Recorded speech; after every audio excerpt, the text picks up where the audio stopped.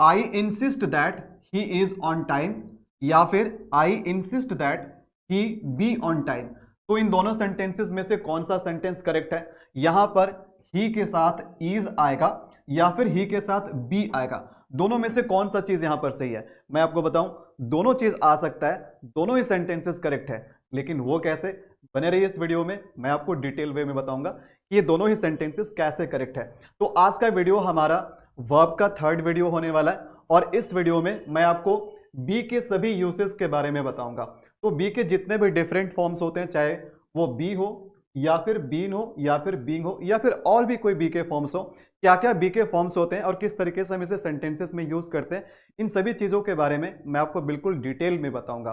तो वीडियो का साइज थोड़ा सा बड़ा हो सकता है, लेकिन पढ़ने वाले लोगों के लिए, सीखने वाले लोगों के लिए वीडियो का लेंथ, वीडियो का साइज या टाइम मैटर नहीं करता है। लेकिन जो नहीं पढ़ने वाले होते हैं वैसे लोग रील टाइप के वीडियोस देखना पसंद करते हैं। तो अगर आप पढ़ने वाले में से हैं तो प्लीज इस वीडियो को एंड तक देखिए, बहुत ही मजा आने वाला है। और बी से रिलेटेड कुछ मैं इंटरेस्टिंग चीजें भी आपको बताऊंगा जो आप पहले कभी नहीं जानते थे। तो चलिए स्टार्ट करते हैं। तो सबसे पहली बात कि बी का यूज हम कितने तरीके से कर सकते हैं।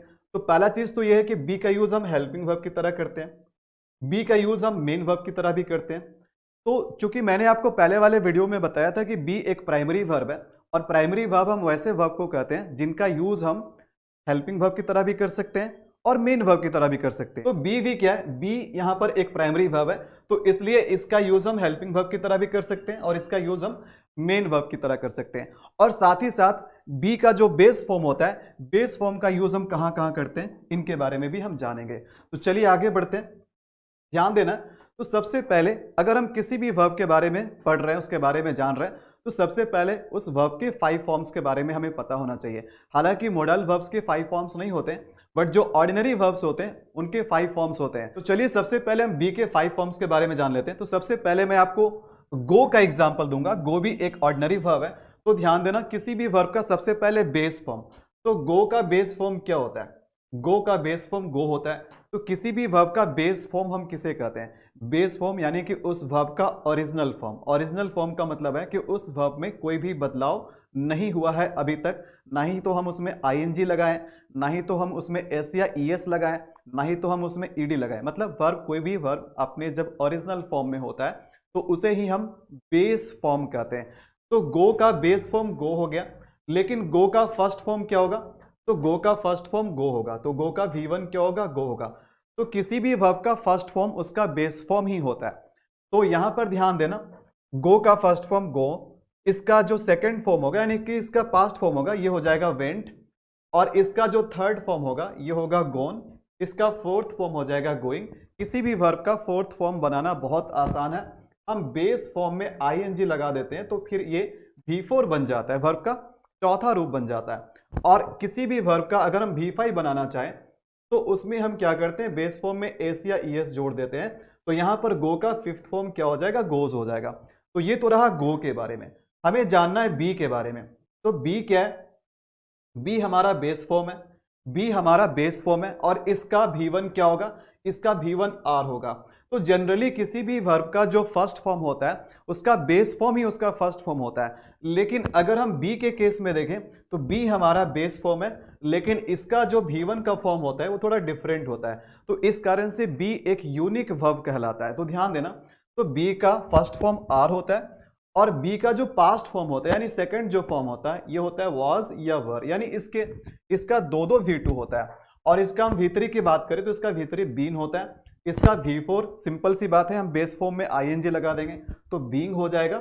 और इसका जो V5 होता है ये दो V5 होता है, एक तो एम होता है जो कि हम आई के साथ लगाते हैं और बाकी सिंगुलर सब्जेक्ट के साथ हम इज लगाते हैं। तो बी इस कारण से क्या होता है कि एक यूनिक वर्ब हो जाता है, क्योंकि एक तो इसका V1 थोड़ा अलग टाइप का है, इसका V2 दो V2 होता है, वाज है और वर भी है, और इसका V5 भी दो है, एक तो एम है और एक इज है। तो आई बात आपको समझ में यहां पर। चलिए जानते हैं कि अब हम बी के डिफरेंट फॉर्म्स को कहां कहां यूज करते हैं। तो सबसे पहली बात, बी का प्रेजेंट फॉर्म क्या होता है? तो बी का प्रेजेंट टेंस होता है इज, एम या आर। अगर इसके पास्ट फॉर्म की बात करें, अगर हम बी को पास्ट टेंस में यूज करें तो बी का पास्ट टेंस होता है वाज या वर।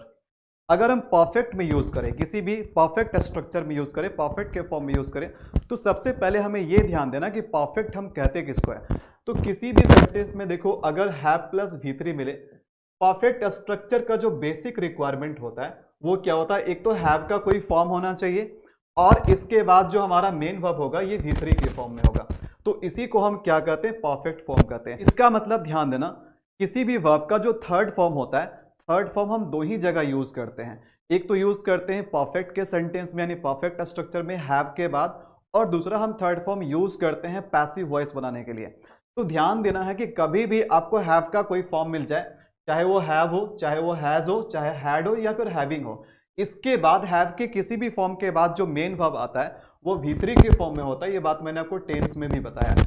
तो कहीं से भी अगर हम बी का यूज कर रहे हैं हैव के बाद परफेक्ट फॉर्म में, तो हैव, हैज, हैड या हैविंग के बाद अगर बी को आना हो तो बी का थर्ड फॉर्म क्या होता है, बी का थर्ड फॉर्म बीन होता है। तो ये बीन आपको कहां देखने को मिलेगा, ये बीन आपको हैव के किसी फॉर्म के बाद ही देखने को मिलेगा। यहां ध्यान देना, बी का प्रेजेंट पार्टिसिपल और बी का जेरेंट फॉर्म क्या होता है। तो किसी भी वर्ब का जो आईएनजी फॉर्म होता है, किसी भी वर्ब का जो आईएनजी फॉर्म होता है, उस आईएनजी फॉर्म को ही हम कहते हैं प्रेजेंट पार्टिसिपल या फिर जेरेंट कहते हैं। तो यहां पर सिंपल सी बात है, तो बी का प्रेजेंट पार्टिसिपल या फिर जेरेंट फॉर्म क्या हो जाएगा, बीइंग हो जाएगा। और इसके बाद जो इसका बेस फॉर्म होता है, बेस फॉर्म तो बहुत ही आसान है, किसी भी वर्ब का ओरिजिनल फॉर्म ही क्या कहलाता है, उसका बेस फॉर्म कहलाता है। तो इन डिफरेंट फॉर्म्स में हम बी को यूज करते हैं। आइए नेक्स्ट देखते हैं। सबसे पहले यहाँ पर कुछ सेंटेंसेस हम ले रहे हैं और इन सेंटेंसेस को पढ़कर हम जानने का कोशिश करेंगे कि किस सेंटेंस में यहाँ पर बी हेल्पिंग वर्ब का काम कर रहा है या फिर मेन वर्ब का काम कर रहा है। तो आइए ध्यान से समझते हैं। तो पहला सेंटेंस देखो क्या है, पहला सेंटेंस है ही इज रनिंग। तो ही इज रनिंग में ही सब्जेक्ट है और यहां पर एक्शन किससे पता चल रहा है, रनिंग से। तो जिस किसी भी सेंटेंस में जिस वर्ब से हमें एक्शन के बारे में पता चलता है वही वर्ब क्या होता है, मेन वर्ब होता है। तो यहां पर रनिंग क्या है, रनिंग यहां पर मेन वर्ब है, रनिंग यहां पर मेन वर्ब है। और यहां पर इज क्या कर रहा है, देखो इज किसका फॉर्म है, इज यहां पर प्रेजेंट का फॉर्म है। तो इज अगर प्रेजेंट का फॉर्म है तो इज का यहां पर क्या काम है, ये मेन वर्ब को क्या कर रहा है, हेल्प कर रहा है। ये मेन वर्ब रनिंग को सपोर्ट कर रहा है, उसको हेल्प कर रहा है। तो इसलिए हम कह सकते हैं कि यहां पर जो इज है ये हेल्पिंग वर्ब की तरह यूज हुआ है। तो एक बात बिल्कुल ध्यान देना कि ये सेंटेंस क्या है, ये सेंटेंस कंटिन्यूअस टेंस में, ही इज रनिंग, वह दौड़ रहा है, ये कंटिन्यूअस टेंस में है। और कंटिन्यूअस टेंस का बेसिक रिक्वायरमेंट क्या होता है, कंटिन्यूअस टेंस का बेसिक रिक्वायरमेंट होता है बी प्लस V4। तो किसी भी सेंटेंस में अगर हम किसी भी सेंटेंस को कंटिन्यूअस फॉर्म में चेंज करना चाहते हैं तो हमारा बेसिक रिक्वायरमेंट क्या होगा, be plus V4। Main verb किस फॉर्म में होगा, V4 के फॉर्म में होगा, यानी कि आईएनजी के फॉर्म में होगा, या फिर हम इसको प्रेजेंट पार्टिसिपल भी कह सकते हैं। और ये जो बी है ये टेंस के अकॉर्डिंग इज, एम, आर या वॉज वर्ब में चेंज हो सकता है। तो यहां पर देखो सेंटेंस क्या कंटिन्यूअस टेंस है। क्यों कंटिन्यूअस टेंस है, यहां रन में आईएनजी लगा हुआ है, मतलब ये V4 है, ये V4 है। और यहां पर इज जो है ये इज किससे बना है, ये इज बी से बना है। तो इज किसका फॉर्म है, बी का फॉर्म है, इज किसका फॉर्म है, बी का फॉर्म है। तो ये बी मैंने क्या बताया, V4 सब जगह वही रहेगा, चेंज कौन होगा, बी चेंज होगा। तो ये बी किसके अकॉर्डिंग चेंज होगा, टेंस के अकॉर्डिंग। अगर प्रेजेंट में बात करेंगे तो ये बी इज एम आर बन जाएगा, अगर पास्ट में बात करेंगे तो ये बी वॉज वर्ब बनेगा। तो वह दौड़ रहा है, जिसमें रनिंग हमारा मेन वर्ब है और इज क्या है, इज हेल्पिंग वर्ब है। आइए अब इधर एग्जांपल में हम देखते हैं। तो यहां पर ही इज हैप्पी, तो ही क्या है, ही सब्जेक्ट है, इज हमारा यहां पर एक वर्ब है। क्या इज के बाद भी कोई दूसरा वर्ब है क्या, तो इज के बाद कोई दूसरा वर्ब नहीं है। यहां पर हैप्पी हमारा वर्ब नहीं है, ये हैप्पी क्या है, एडजेक्टिव है, ये हैप्पी क्या है, एडजेक्टिव है। तो अगर किसी भी सेंटेंस में आपको is, am, are, was verb दिखे और उसके बाद कोई दूसरा वर्ब ना हो जिससे कोई एक्शन के बारे में पता चले, तो मान लेना कि वही इज, एम, आर वहां पर क्या मेन वर्ब की तरह यूज हो रहा है। तो यहां पर इज हमारा हेल्पिंग वर्ब नहीं है, इस बार क्या है, यहां पर इज हमारा मेन वर्ब है, ये मेन वर्ब है। अगर ये हेल्पिंग वर्ब होता तो इसके बाद एक मेन वर्ब जरूर होना चाहिए था, बट मेन वर्ब तो है नहीं। तो यही हमारा क्या है, यही जो इज है ये हमारा मेन वर्ब है। तो मैंने आपको क्या बताया कि मेन वर्ब से हमेशा एक मीनिंग निकलता है, मेन वर्ब हमेशा एक मीनिंग देने का काम करता है। हेल्पिंग वर्ब से कोई मीनिंग नहीं पता चलता, हेल्पिंग वर्ब केवल हेल्प करता है, केवल मेन वर्ब को सपोर्ट करता है। मीनिंग हमें किससे पता चलता है, मीनिंग हमें पता चलता है मेन वर्ब से। तो यहां पर मेन वर्ब से हमें दौड़ने के बारे में पता चल रहा है और इज से हमें यहां पर कुछ भी नहीं पता चल रहा है, ये केवल सपोर्टिंग रोल में है। यहां पर इज अगर हमारा मेन वर्ब है तो यहां पर इज का कोई ना कोई तो मतलब होगा, बिल्कुल मतलब है। जब is am are was were अगर मेन वर्ब की तरह यूज हो तो ये हमेशा स्टेट ऑफ बीइंग बताने का काम करता है, हमेशा स्थिति, अवस्था या दशा बताने का काम करता है। तो ध्यान देना, यहां पर हम is am are was were को लिंकिंग वर्ब भी कर रहे हैं। तो इसको लिंकिंग वर्ब्स क्यों कह रहे हैं? लिंकिंग वर्ब्स क्या होते हैं? लिंकिंग वर्ब्स हम वैसे वर्ब्स को कहते हैं जो क्या करते हैं, सब्जेक्ट को उसके कॉम्प्लीमेंट से जोड़ने का काम करता है। तो यहां पर कॉम्प्लीमेंट कौन होता है? कॉम्प्लीमेंट जो भी लिंकिंग वर्ब्स के बाद जो भी वर्ड आता है और वो वापस सब्जेक्ट के बारे में इंफॉर्मेशन देता है, उसी को हम क्या कहते हैं? सब्जेक्ट कॉम्प्लीमेंट कहते हैं। तो यहां पर देखो, इस वर्ब के बाद हैप्पी आ रहा है, तो हैप्पी एक तरह से यहां पर क्या है? हैप्पी एक तरह से यहां पर सब्जेक्ट कॉम्प्लीमेंट है। क्यों सब्जेक्ट कॉम्प्लीमेंट है? हम हैप्पी किसको बोल रहे हैं? ही को बोल रहे हैं, यानी सब्जेक्ट को बोल रहे हैं। तो यानी कि ये क्या किया? तो हैप्पी को ही से जोड़ने का काम, यानी सब्जेक्ट को इसके कॉम्प्लीमेंट से जोड़ने का काम कौन किया? इज किया। तो इज यहां पर इसलिए क्या? लिंकिंग वर्ब है। तो कभी भी is am are was were अगर लिंकिंग वर्ब की तरह यूज होगा तो वो मेन वर्ब होगा, या फिर अगर वो मेन वर्ब है तो वो लिंकिंग वर्ब भी है, और वो एक्शन नहीं बताता है बल्कि क्या करता है? स्टेट ऑफ बीइंग बताता है। ये बात आपको क्लियर हो गया? आइए नेक्स्ट देखते हैं, आई एम टीचिंग। तो यहां पर टीचिंग हमारा मेन वर्ब है, टीचिंग मेन वर्ब है, और एम क्या है? एम हेल्पिंग वर्ब है। नेक्स्ट एग्जांपल अगर हम इधर देखें तो आई एम रेडी, तो आई यहां पर क्या है? सब्जेक्ट है, और एम हमारा मेन वर्ब है। क्यों मेन वर्ब है? क्योंकि इसके अलावे दूसरा कोई हमारा यहां पर मेन वर्ब नहीं है। ये तो हमारा हो गया सब्जेक्ट कॉम्प्लीमेंट। बात समझ में आ रही है? तो यहां पर एम जो है ये हेल्पिंग वर्ब का काम कर रहा है, बट यहां पर एम हेल्पिंग वर्ब का नहीं बल्कि मेन वर्ब का काम कर रहा है। आगे हम नीचे एक एग्जांपल देखते हैं, तो यू हमारा सब्जेक्ट है, और ध्यान देना यहां पर मेन वर्ब क्या है? रीडिंग है। तो ये हमारा मेन वर्ब है, क्योंकि इसी से हमें एक्शन के बारे में यानी कि एक मीनिंग के बारे में पता चल रहा है। आर क्या कर रहा है? इस मेन वर्ब को हेल्प कर रहा है, इसको सपोर्ट कर रहा है। तो आर यहां पर क्या हो गया? ये हो गया हेल्पिंग वर्ब। अगर हम इधर वाले एग्जांपल को देखें तो यू हमारा क्या है? सब्जेक्ट है। यू क्या है? सब्जेक्ट है। यहां पर आर क्या है? आर यहां पर हमारा इस बार हेल्पिंग वर्ब नहीं बल्कि मेन वर्ब है। ये मेन वर्ब क्यों है? क्योंकि इसके बाद दूसरा कोई अलग मेन वर्ब नहीं है, तो यही हमारा मेन वर्ब है। और इंटेलिजेंट क्या है? अगेन इंटेलिजेंट हमारा यहाँ पर सब्जेक्ट कॉम्प्लीमेंट है, जो कि सब्जेक्ट के बारे में इंफॉर्मेशन दे रहा है। तो यहां पर मैंने आपको एग्जांपल्स दिए ये बताने के लिए, ये जानने के लिए कि कैसे इज एम आर जो है वो हेल्पिंग वर्ब का भी काम कर सकता है, वो मेन वर्ब का भी काम कर सकता है। आई होप कि ये बात आपको समझ में आई। चलिए आगे बढ़ते हैं और कुछ नया जानने का कोशिश करते हैं। तो सबसे पहले हम ध्यान देते हैं use of be as perfect participle. तो हम बी का यूज करते हैं, परफेक्ट पार्टिसिपल के रूप में। कहां कहां करते हैं, किस किस तरह सेंटेंस में करते हैं? तो ध्यान दीजिएगा, पहला सेंटेंस है आई एम बिजी। तो यहां पर एम क्या? मेन वर्ब है। यहां पर एम क्या? मेन वर्ब है। मैं बिजी हूं। अगर इसी सेंटेंस को अगर हम परफेक्ट में चेंज करना चाहे, सिंपल सी बात है, इसके पहले मैं एक छोटा सा सेंटेंस देना चाहता हूं ताकि ये बात आपको बहुत अच्छे से समझ में आ जाए। जैसे हमने एक सेंटेंस लिखा आई इट। तो आई इट जो सेंटेंस है ये सिंपल प्रेजेंट में, अगर हमें इसे परफेक्ट में चेंज करना, जैसे कि इसे हमें प्रेजेंट परफेक्ट में चेंज करना है, तो क्या हो जाएगा? आई, हमने क्या बोला? परफेक्ट, और परफेक्ट में हैव प्लस V3 चाहिए होता है। तो I have eaten, I have eaten, I have eaten. बात समझ में आ रही है?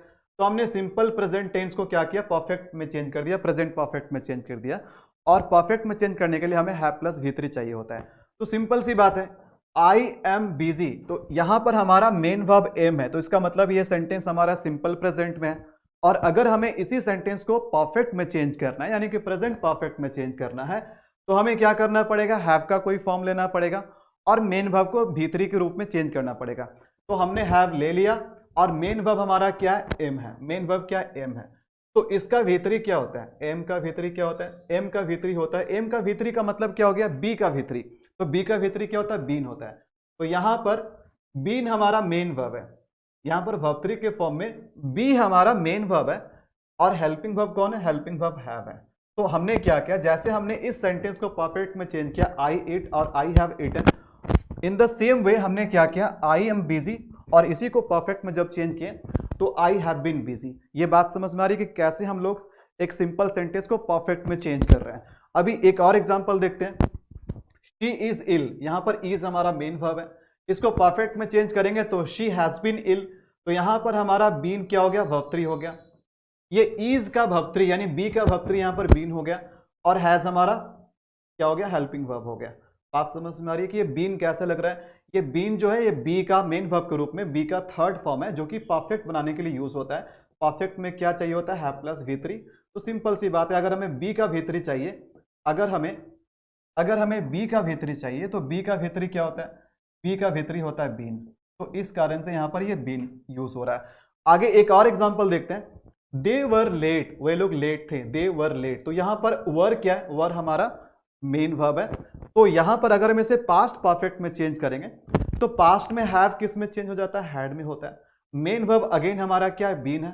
तो ये हमारा मेन वर्ब है और हैड क्या? हेल्पिंग वर्ब है।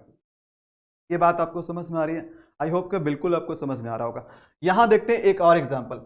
Having been ill she had to rest for a week. तो बीमार होने के बाद उसे घर पे रेस्ट करना पड़ा, एक सप्ताह के लिए रेस्ट करना पड़ा। तो ध्यान देना यहां पर ये हैविंग जो हो रहा है इसको हम परफेक्ट पार्टिसिपल बोलते हैं। कि जब मैं एडवांस वर्ब पढ़ाऊंगा तो इसके बारे में और डिटेल में बताऊंगा। फिलहाल थोड़ा सा इसका एक ओवरव्यू ले लीजिए। जब भी हम दो सेंटेंस को जोड़ते हैं तो वहां पर हैव को हैविंग करना पड़ता है, हैव को हैविंग करना पड़ता है। तो आफ्टर ऑल यहां पर हैविंग करें चाहे हैज करें चाहे हैव करें, ये है किसका फॉर्म? हैव का ही फॉर्म है। और अगर हैव का फॉर्म है तो इसके बाद अगर जो दूसरा मेन वर्ब आएगा उसको भीतरी के फॉर्म में रखना पड़ेगा। तो बी हमारा मेन वर्ब है, तो बी का थर्ड फॉर्म क्या हो जाएगा? बीन हो जाएगा। तो having been ill she had to rest for a week. बात समझ में आ रही है? तो कुल मिलाकर के अगर हम सभी एग्जांपल्स को देखें तो हैव के कोई भी फॉर्म हो, चाहे तो हैव हो, चाहे तो हैज हो, चाहे तो हैड हो, या फिर हैविंग हो, या फिर हैविंग हो, हैव के किसी भी फॉर्म के बाद अगर बी को आना है तो बी अपने थर्ड फॉर्म में आएगा और बी का थर्ड फॉर्म होता है बीन होता है। आई होप कि ये सारे बात आपको बहुत अच्छे से समझ में आ गया। चलिए और कुछ एग्जांपल देखते हैं। तो बीन का यूज हम और कहां करते हैं? एक तो अभी हमने देखा यहां पर कि हम लोग हैव की बात कर रहे हैं, यहां पर भी हम हैव से ही कुछ और एग्जांपल ले लेते हैं।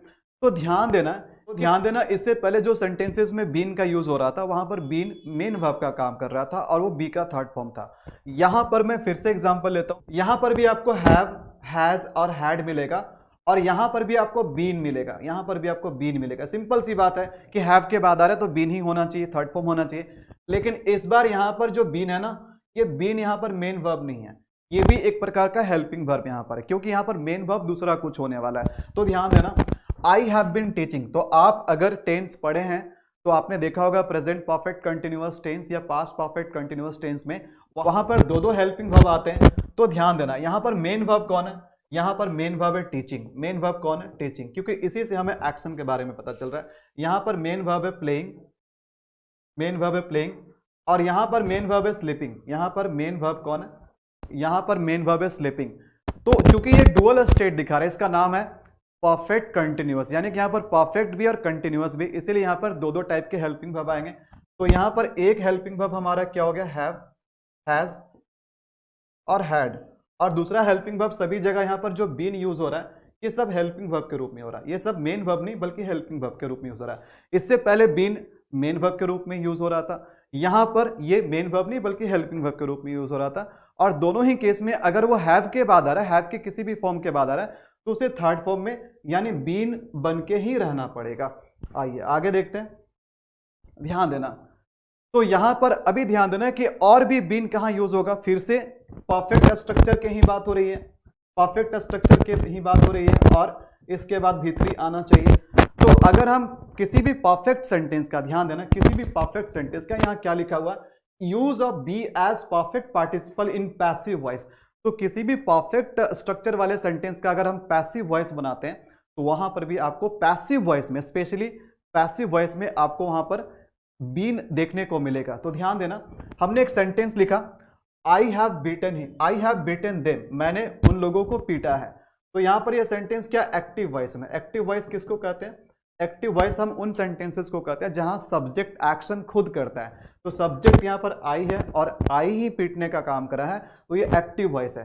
तो यहां पर कोई भी बीन हमें नहीं दिखाई दे रहा। ये सेंटेंस परफेक्ट में है, एक्टिव वॉइस में कोई भी बीन हमें दिखाई नहीं दे रहा है। लेकिन अगर हम इसी सेंटेंस को पैसिव वॉइस में चेंज करेंगे तो बिल्कुल बीन यहां पर आएगा। क्यों? क्योंकि मैंने बताया था कि पैसिव के लिए मेन चीज क्या होता है?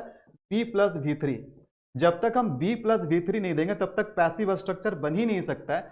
तो अगर हम इस सेंटेंस को पैसिव बनाते हैं तो they have been beaten by me, they have been beaten by me. तो यहां पर ध्यान देना, हमने क्या बोला कि पैसिव के लिए चाहिए होता है बी प्लस V3। तो यहां पर बीटन क्या है, बीटन V3 है, और ये बीन किसका फॉर्म है, ये बीन फॉर्म है, बी का फॉर्म है। ठीक है, तो ध्यान देना यहां पर बी के फॉर्म को बीन में क्यों चेंज करना पड़ा, इसलिए चेंज करना पड़ा क्योंकि हम बात कर रहे हैं परफेक्ट का, और परफेक्ट में हैव तो आपको मिलेगा ही। तो हैव है, इस कारण से हमने क्या बोला, हैव है, इस कारण से V3 होना चाहिए, तो बी का V3 बीन होता है। और पैसिव वॉइस किसको कहते हैं, ये वाला सेंटेंस हमारा पैसिव वॉइस में है। पैसिव वॉइस किसको कहते हैं, जहां पर जिस सेंटेंस में सब्जेक्ट खुद काम नहीं करता है बल्कि काम किसी और के द्वारा किया जाता है और काम सब्जेक्ट के ऊपर होता है। तो उन लोगों को पीटा गया, उन लोगों को पीटा गया मेरे द्वारा। ठीक है, तो ये काम खुद नहीं कर रहा बल्कि काम इसके ऊपर हो रहा है, तो ये पैसिव वॉइस है। Again they have helped him, तो इसका पैसिव क्या हो जाएगा, he has been helped by me. तो अगर आपका सेंटेंस पैसिव वॉइस परफेक्ट का स्ट्रक्चर में हो तो वहां पर भी आपको हैव, हैज या हैव के किसी भी फॉर्म के बाद आपको बीन देखने को मिलेगा। आई होप कि आपको ये बात समझ में आ गया। आइए आगे देखते हैं। दे हैड सपोर्टेड हिम, और इसका पैसिव क्या हो जाएगा, he had been supported by them. बात समझ में आ रही है। तो यहां पर चूंकि ये पैसिव स्ट्रक्चर है और परफेक्ट का पैसिव है, तो हैव, हैज, हैड के बाद हम यहां पर बीन का यूज कर रहे हैं। आइए नेक्स्ट देखते हैं। अब हम जानेंगे कि बी का जो यूज है, ये प्रेजेंट पार्टिसिपल और जेरेंट के फॉर्म में कैसे यूज होता है। तो प्रेजेंट पार्टिसिपल या जेरेंट के फॉर्म में होगा यूज, तो हमेशा ये आईएनजी के फॉर्म में रहेगा। बात समझ में आ रही है। तो जैसे कि हमने एक सिंपल सा सेंटेंस लिखा सिंपल प्रेजेंट में कि ही प्लेज, वह खेलता है, लेकिन अगर हम इसको कंटिन्यूअस चेंज में करेंगे, अगर इसी सेंटेंस को हम कंटिन्यूअस टेंस में चेंज करेंगे तो यहां पर क्या होगा, प्ले जो होगा ये प्ले क्या करेगा, ये प्ले आईएनजी के फॉर्म में आ जाएगा। आईएनजी का मतलब प्रेजेंट पार्टिसिपल के फॉर्म में आ जाएगा। तो ही इज प्लेइंग। तो यहां पर नॉर्मली हमने क्या किया कि जो प्ले हमारा वर्ब है इसको प्रेजेंट पार्टिसिपल में चेंज किया, और मैंने आपको क्या बताया, प्रेजेंट पार्टिसिपल के लिए आईएनजी का जरूरत होता है, तो इसलिए प्ले का क्या हो गया, प्लेइंग हो गया। तो इन द सेम वे अगर हम बी को अगर हम प्रेजेंट पार्टिसिपल के रूप में यूज करते हैं तो कैसे यूज करेंगे, ध्यान देना। एक सेंटेंस हमने लिखा ही इज सेल्फिश, तो यहां पर मेन वर्ब कौन है, यहां पर मेन वर्ब है इज। तो इसी को क्या करना है, कंटिन्यूअस टेंस में चेंज करना है, यानी प्रेजेंट पार्टिसिपल में चेंज करना है। तो प्रेजेंट पार्टिसिपल में क्या करेंगे, ये जो इज है ये किसका फॉर्म है, ये इज बी का फॉर्म है, तो बी का क्या हो जाएगा, बीइंग हो जाएगा। ही इज बीइंग सेल्फिश, जिस तरीके से ही प्लेज और ही इज प्लेइंग, उसी तरीके से ही इज सेल्फिश और ही इज बीइंग सेल्फिश। बात समझ में आ रही है। तो ध्यान देना, next example, I am teaching you, और यहां पर you are being taught by me. तो ध्यान देना कि अगर आप कंटिन्यूअस टेंस का पैसिव वॉइस बना रहे हो तो वहां पर भी आपको बीइंग का यूज करना पड़ेगा। अगर पैसिव वॉइस है और कंटिन्यूअस का है तो वहां पर बीइंग का यूज करना पड़ेगा। तो आई एम टीचिंग यू, मैं तुम लोगों को पढ़ा रहा हूं, मैं आप लोगों को पढ़ा रहा हूं। और अगर हम इसी का पैसिव बना देंगे, कंटिन्यूअस टेंस वाले का पैसिव बना देंगे, तो you are being taught by me, you are being taught by me. तो जब कभी भी कंटिन्यूअस का पैसिव बनाओ तो वहां पर बीइंग का प्रयोग जरूर होता है, यानी प्रेजेंट पार्टिसिपल का प्रयोग जरूर होता है। इस तरह से हम बहुत सारे सेंटेंस पैसिव में कहते हैं, उसे पीटा जा रहा है, फाइल ट्रांसफर किया जा रहा है, उसे गाली दिया जा रहा है, घर बनाए जा रहे हैं, स्कूल खोले जा रहे हैं। तो यहां पर क्या हो रहा है कि कौन कर रहा है यह काम, इसका इंपॉर्टेंस नहीं है, लेकिन क्या काम हो रहा है इसका इंपॉर्टेंस है। कपड़े धुले जा रहे हैं, रूम को साफ किया जा रहा है। तो ऐसे सेंटेंसेस जो होंगे कंटिन्यूअस में, जो पैसिव वॉइस होंगे, वहां पर हम बीइंग जरूर लगाएंगे। आई होप कि आपको यह भी बात समझ में आया। एक और एग्जांपल देखते हैं। दे वर प्लांटिंग ट्रीज, वे लोग पेड़ लगा रहे थे, दे वर प्लांटिंग ट्रीज। तो अगर हम इसका पैसिव बनाएंगे तो ये पास्ट कंटिन्यूअस का पैसिव हो गया, तो यहां पर अगेन हम क्या करेंगे, बीइंग लगाएंगे। Trees were being planted by them, पेड़ लगाए जा रहे थे। अगर आपको ये भी बताना कि कौन लगा रहा है तो यहां पर बाय करके लगा देना, बाय देम। ये बात आपको समझ में आ रही है। तो यहां पर टोटल हमारे 4 सेंटेंस हैं और देखते हैं। तो चलिए ध्यान दीजिएगा, यहां पर कुछ इंटरेस्टिंग चीज आपको जानने को मिलेगा। तो कभी भी कोई सेंटेंस अगर बीइंग से शुरू होता है तो इसका मतलब है कि वहां पर 2 सेंटेंसेस को जोड़ा गया है। तो 2 सेंटेंसेस को कैसे जोड़ा गया, ध्यान देना। कभी भी कोई सेंटेंस अगर बीइंग से स्टार्ट होता है, तो वो बीइंग क्या है, वो बीइंग प्रेजेंट पार्टिसिपल है। और उस बीइंग का क्या मतलब होगा, वो बीइंग का यूज हम करते हैं कारण बताने के लिए, बोलते हैं ना एक बड़ा भाई होने के कारण या फिर एक बड़ा भाई होने के नाते तो कभी भी बोलते हैं इस कंपनी का सीनियर मैनेजर होने के नाते मुझे रिस्पॉन्सिबिलिटी लेना चाहिए। तो के नाते, के कारण अगर बोलना हो तो वहां पर हम बीइंग से शुरू करते हैं। ध्यान दीजिएगा, being alone I had to cook for myself, यानी अकेला होने के कारण, अकेला होने के कारण मुझे मेरे लिए खाना खुद बनाना पड़ा। मैंने अपने लिए खाना खुद बनाया, मुझे अपने लिए खाना खुद बनाना पड़ा। किस कारण से? तो बीइंग अलोन, अकेले होने के कारण हो सकता। और ध्यान देना, being a good friend of yours I must help you, आपका एक अच्छा मित्र होने के नाते मुझे आपकी मदद अवश्य करनी चाहिए। तो के नाते, यहां पर क्या बोल रहे हैं? के नाते। तो कभी भी के नाते या के कारण बोलना हो तो आप इस तरीके से बीइंग से सेंटेंस का स्टार्ट कर सकते हो। Being a good friend of yours I must help you, being your Elder brother I should scold you, I should advise you, आपका बड़ा भाई होने के नाते मुझे आपको एडवाइस भी करना चाहिए, मुझे आपको डांटना भी चाहिए। तो कभी भी के नाते और के कारण रहे तो आप इस तरह से सेंटेंस का शुरू कर सकते हैं। और ध्यान देना, तो यहां पर इन दोनों जगह पे बीइंग क्या है? प्रेजेंट पार्टिसिपल के रूप में यूज। लेकिन अब हम इस एग्जांपल को देखेंगे, आई लाइक बीइंग अलोन, ठीक है। तो ध्यान देना, यहां पर भी हम बीइंग का यूज कर रहे हैं। तो यहां पर हमारा ये मेन वर्ब, ये हमारा मेन वर्ब है, ये हमारा सब्जेक्ट है। यहां पर जो बीइंग है ये भी आईएनजी का फॉर्म में, लेकिन ये यहां पर प्रेजेंट पार्टिसिपल नहीं है, बल्कि ये यहां पर जेरेंड है। क्योंकि like, love, hate, start, stop के बाद अगर आईएनजी का फॉर्म आता है तो उसको हम जेरेंड कहते हैं। अभी आगे एडवांस वाले पार्ट में मैं आपको बताऊंगा कि कहां कहां पर हम जेरेंड का यूज करते हैं, तो उससे चीजें आपको और भी क्लियर हो जाएगी। लेकिन आप इतना याद रखना कि अगर लाइक के बाद अगर वर्ब आईएनजी के फॉर्म में आ रहा है तो वो आईएनजी फॉर्म क्या है? वो जेरेंड है। वो क्या है? जेरेंड है। तो यहां पर बीइंग क्या है? जेरेंड है। यहां पर बीइंग क्या है? प्रेजेंट पार्टिसिपल है। और एक एग्जांपल देखते हैं, he was punished for being late, देर होने के कारण उसे सजा दिया गया, उसे पनिशमेंट दिया गया, ठीक है। तो यहां पर बीइंग लग रहा है किसके बाद? यहां पर बीइंग लग रहा है फॉर के बाद। फॉर क्या है? फॉर एक प्रीपोजिशन है, फॉर एक प्रीपोजिशन है। और मैं आपको बता दूं कि अगर कोई भी वर्ब अगर किसी प्रीपोजिशन के बाद आता है तो वो प्रीपोजिशन के बाद आने वाला वर्ब को हमेशा आईएनजी के फॉर्म में रखना पड़ता है, और वो आईएनजी फॉर्म जेरेंड कहलाता है। तो अगर किसी प्रीपोजिशन के बाद कोई वर्ब अगर आईएनजी के फॉर्म में आया है तो इसका मतलब है कि वो वर्ब जेरेंड है। तो यहां पर बीइंग क्या है? यहां पर बीइंग क्या? जेरेंड है। यहां पर बीइंग क्या है? ये एक जेरेंड है। आपको बात समझ में आ रही है? चलिए आगे देखते हैं। तो अब बात करेंगे बेस फॉर्म का। अब यहां से बहुत इंटरेस्टिंग चीज आपको पता चलने वाला है। मैंने वीडियो के स्टार्ट में जो 2 सेंटेंसेस बताया था उसका जानकारी भी आपको यहीं पर मिलने वाला है। तो प्लीज वीडियो को स्किप मत करना, क्योंकि सबसे इंटरेस्टिंग बात मैं वीडियो के लास्ट में ही बताता हूं, ठीक है। तो ध्यान दीजिएगा। तो बी का यूज यहां पर हम बेस फॉर्म के रूप में यूज करेंगे। बी का बेस फॉर्म क्या होता है? खुद बी होता है। तो केवल बी, यानी कि बी का यहां पर फॉर्म चेंज नहीं होने वाला, बी बिल्कुल बी ही रहेगा। सेंटेंस में यूज होने के बाद भी ये बी ही रहेगा। सब्जेक्ट चाहे कुछ भी हो, सब्जेक्ट चाहे सिंगुलर हो या प्लूरल हो, चाहे टेंस कुछ भी हो, यहां पर बी अपना फॉर्म चेंज नहीं करने वाला है। तो इसी को हम बोलेंगे बेस फॉर्म। तो बेस फॉर्म के रूप में बी का यूज कहां कहां पर होता है, आइए जानते हैं। तो सबसे पहला यूज देखो क्या है। सबसे पहला यूज है आफ्टर ऑल मॉडल वर्ब्स। तो जितने भी मॉडल ऑक्सिलरी वर्ब्स होते हैं, मॉडल वर्ब्स के बाद हमेशा हम बी का बेस फॉर्म यूज करते हैं। जैसे फ्यूचर टेंस में हम शैल या विल का यूज करते हैं, तो यहां पर विल लगा रहे हैं, यहां पर शैल लगा रहे हैं। तो विल या शैल क्या है? विल या शैल अपने आप में एक मॉडल वर्ब है। तो अगर ये मॉडल वर्ब है तो मॉडल वर्ब के बाद बी का बेस फॉर्म रहेगा। यानी कि यहां पर ये मैटर नहीं करता है कि सब्जेक्ट हमारा सिंगुलर है या प्लूरल है।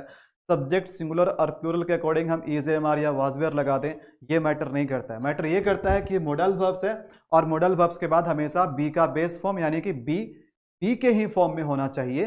तो ध्यान देना, दे विल बी रेडी, तो बी क्या है? बेस फॉर्म है। आई शैल बी बिजी, तो बी क्या है? बेस फॉर्म है। यू मे बी राइट, तो यहां पर ध्यान देना कि मे भी क्या है? यहां पर मे एक मॉडल वर्ब है, तो इस कारण से बी का बेस फॉर्म आ रहा है। शी शुड बी पोलाइट, तो यहां पर शुड मॉडल वर्ब है, इस कारण से बी यहां पर बेस फॉर्म में आ रहा है। और एग्जांपल देखना है ऑप्टेटिव सेंटेंस में, जहां पर हम मे का यूज करते हैं। ऑप्टेटिव सेंटेंस यानी विश बताने के लिए, ब्लेसिंग बताने के लिए, वहां पर हम क्या करते हैं? मे से सेंटेंस का स्टार्ट करते हैं। और मे हमारा क्या होता है? मे हमारा एक मॉडल वर्ब होता है। तो इस कारण से इस तरह से ऑप्टेटिव सेंटेंस में भी अगर मे से स्टार्ट हो रहा है और अगर हमें बी का कोई फॉर्म चाहिए होता है, बी के मीनिंग वाले कोई वर्ब चाहिए होता है, तो बी को क्या करते हैं? बेस फॉर्म में यूज करते हैं। मे यू बी सक्सेसफुल, आप सफल रहो, सफल हो जाओ। ध्यान देना। और भी कुछ एग्जाम्पल है, इट कैन बी डेंजरस, तो कैन यहाँ पर क्या, कैन एक मॉडल वर्ब है, तो इट कैन बी डेंजरस। तो सभी जगह ध्यान देना, सब्जेक्ट चाहे कुछ भी हो, चाहे सिंगुलर हो चाहे प्लूरल हो, अगर बी मॉडल वर्ब के बाद आ रहा है तो सब जगह बी रहेगा, सब जगह बी रहेगा, इसका बेस फॉर्म रहेगा, ये बिल्कुल भी चेंज नहीं होने वाला है। तो सबसे पहली बात हमने क्या सीखा कि कभी भी बी का बेस फॉर्म चाहिए तो किसी भी मॉडल वर्ब्स के बाद बेस फॉर्म का यूज करते हैं, बी का बेस फॉर्म का यूज करते हैं। आइए बेस फॉर्म का यूज और कहां पर करते हैं, तो सेकंड यूज जानते हैं, आफ्टर डू एंड डोंट। तो डू और डोंट से सेंटेंस जहां पर हम शुरू करते हैं, कोई भी सेंटेंस का स्टार्टिंग अगर हम डू और डोंट से करते हैं तो इसका मतलब है वो क्या है, एक इंपेरेटिव सेंटेंस है, और इंपेरेटिव सेंटेंस में हम इंस्ट्रक्शन देने का काम करते हैं। तो कभी भी आपको अगर इंस्ट्रक्शन बताना हो तो डू और डोंट के बाद हम बी का बेस फॉर्म का यूज करते हैं, डू और डोंट के बाद बी का बेस फॉर्म का यूज करते हैं। तो ध्यान देना, एग्जाम्पल क्या है, बी काम, तो हम क्या इंस्ट्रक्ट कर रहे हैं, शांत हो जाओ, बी काम, तो यहां पर सेंटेंस का स्टार्ट बी से हो रहा है, ठीक है। बी काम, बी केयरफुल, ध्यान देना, बी ऑनेस्ट, तो ईमानदार बनो, ईमानदार रहो, केयरफुल बनो या केयरफुल रहो। तो अगर हम इसी का अगर नेगेटिव में बनाते हैं तो नेगेटिव में क्या हो जाएगा, डोंट हो जाएगा। तो डोंट बी लेट, तो यहां पर डोंट के बाद हम क्या कर रहे हैं, डोंट के बाद यहां पर हम बी लगा रहे हैं। यहां पर डोंट बी सिली, मूर्ख मत बनो, डोंट बी सिली, तो यहां पर भी हम डोंट के बाद बी लगा रहे हैं। ध्यान देना, डोंट बी र्यूड, ज्यादा र्यूड मत बनो, र्यूड मत बनो, तो यहाँ डोंट के बाद हम बी लगा रहे हैं। तो ये सारे क्या करें, किसी को इंस्ट्रक्शन दे रहे हैं कुछ करने के लिए और कुछ नहीं करने के लिए। तो कुछ करने और कुछ नहीं करने, कुछ होने या ना होने का अगर आप इंस्ट्रक्शन दे रहे हैं तो वहां पर हम डोंट के बाद क्या करते हैं, बी लगाते हैं, या फिर हम अगर सेंटेंस पॉजिटिव रहता है तो बी से ही स्टार्ट करते हैं, और अगर नेगेटिव रहता है तो डोंट लगा देते हैं, और डोंट के बाद हम क्या करते हैं, बी का फॉर्म का यूज करते हैं। तो इस तरह से इंपेरेटिव सेंटेंस में इंस्ट्रक्शन बताने के लिए भी हम बी से ही सेंटेंस स्टार्ट करते हैं, यानी बी का बेस फॉर्म ही रखते हैं, और अगर नेगेटिव में रहे तो डोंट के बाद भी हम क्या करते हैं, बी का बेस फॉर्म ही रखते हैं।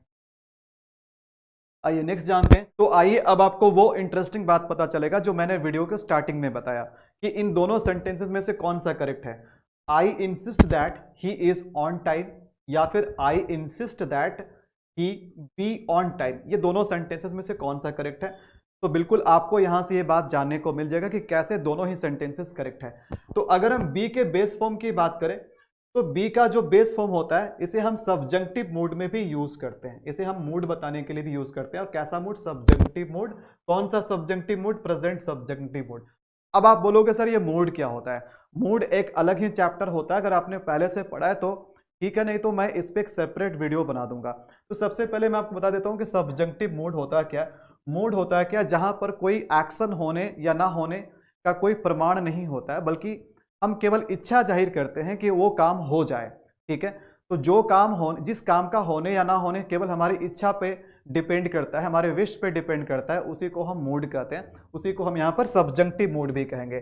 तो प्रेजेंट में या प्रेजेंट या फ्यूचर को लेकर अगर हम कोई किसी घटना का होने का इच्छा अगर जाहिर करें तो वहां पर ही हम क्या करते हैं, सब्जेक्टिव मूड का यूज करते हैं। और सब्जेक्टिव मूड में अगर हमें बी का जरूरत पड़े तो हम बी को बेस फॉर्म में ही रखते हैं, हम बी को इजे मार के फॉर्म में नहीं रखते हैं, बल्कि बी को हम बेस फॉर्म में रखते हैं। तो आइए पहला सेंटेंस देखते हैं कि पहला सेंटेंस कैसे करेक्ट है।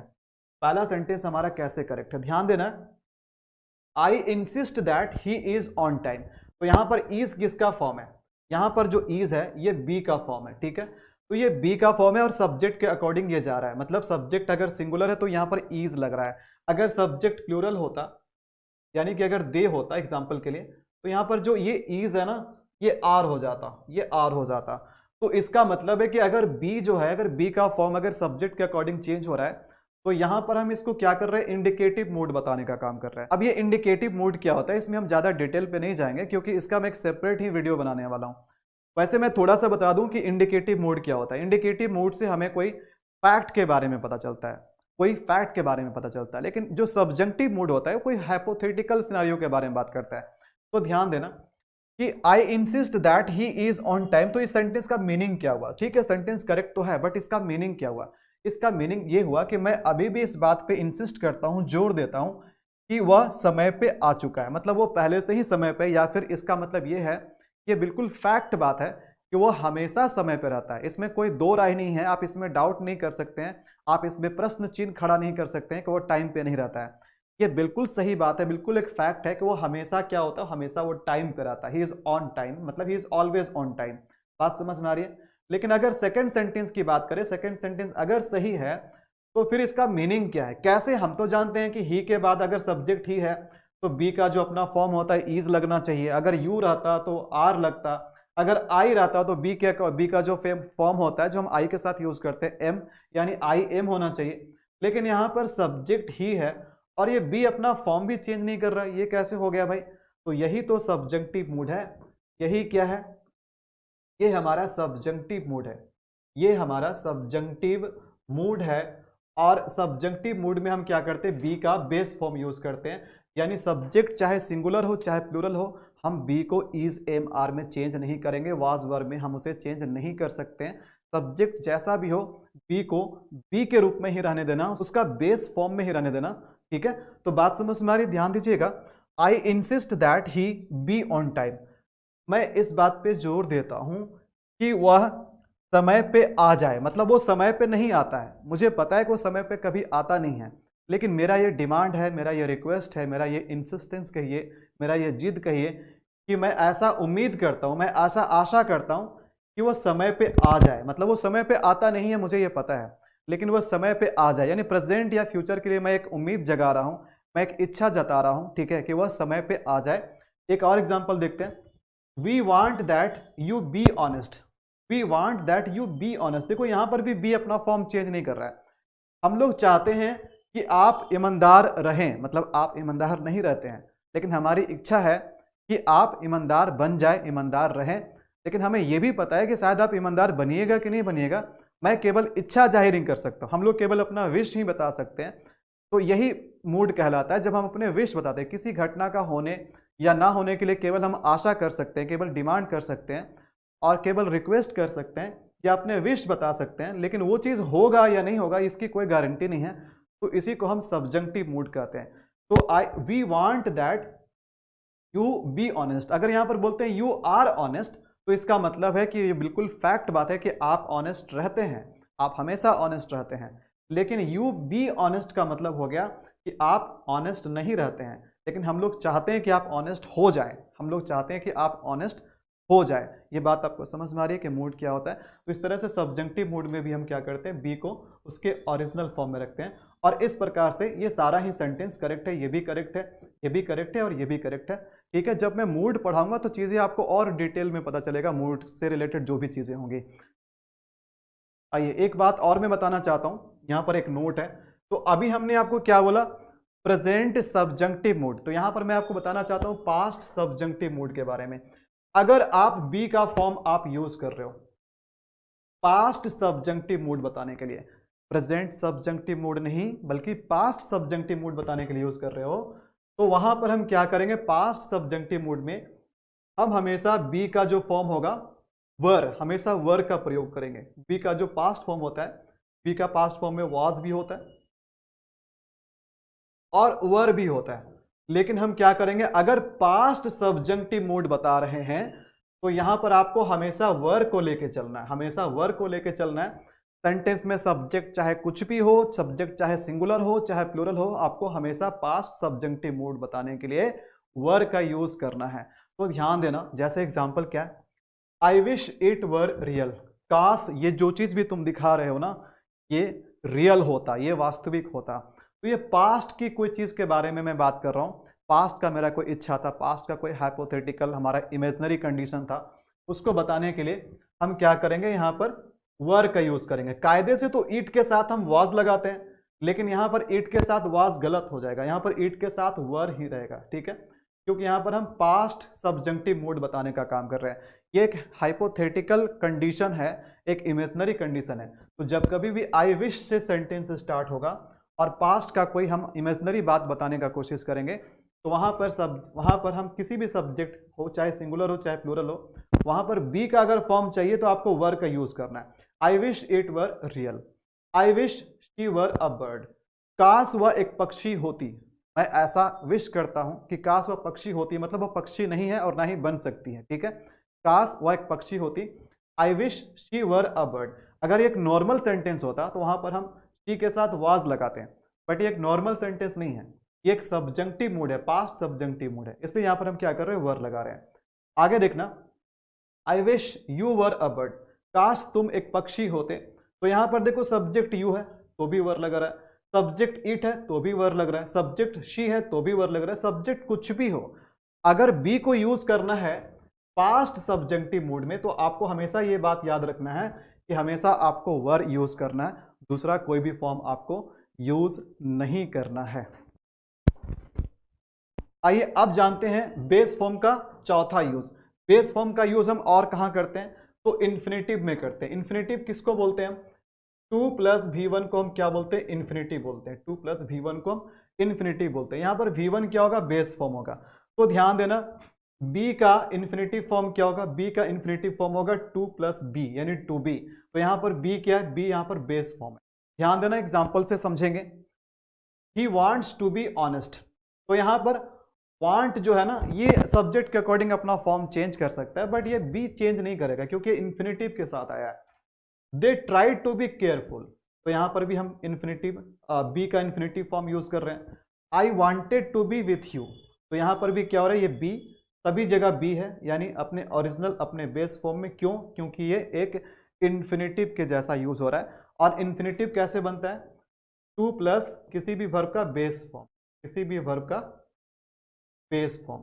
बात समझ में आ रही है। और एक बात मैं आपको फिर से बता देता हूं, बेस फॉर्म को टेंस से या सब्जेक्ट के नंबर से कोई मतलब नहीं होता है। सब्जेक्ट सिंगुलर हो या प्लूरल हो, टेंस प्रेजेंट हो या पास्ट हो, बेस फॉर्म कभी भी अपना फॉर्म चेंज नहीं करता है। तो आई होप कि अब आपको बी से रिलेटेड जितने भी यूसेज है सभी यूसेज के बारे में आपको बहुत अच्छे से समझ में आ गया। मैं आपको बिल्कुल बहुत अच्छे तरीके से बिल्कुल सिंपल वे में समझा पाया और अब आपका बी से रिलेटेड एक भी कंफ्यूजन नहीं रहेगा, मैं इस बात की गारंटी लेता हूं। अगर आप इस वीडियो को अभी लास्ट तक देखे हैं तो आपको ये वीडियो कैसा लगा प्लीज कमेंट में लिखकर हमें जरूर बताएं। अगर आपको वीडियो अच्छा लगा तो वीडियो को लाइक जरूर कीजिए और अपने दोस्तों के साथ ज्यादा से ज्यादा शेयर करें। मिलेंगे आपसे वर्क के नेक्स्ट वीडियो में। Till then it's a goodbye, take care.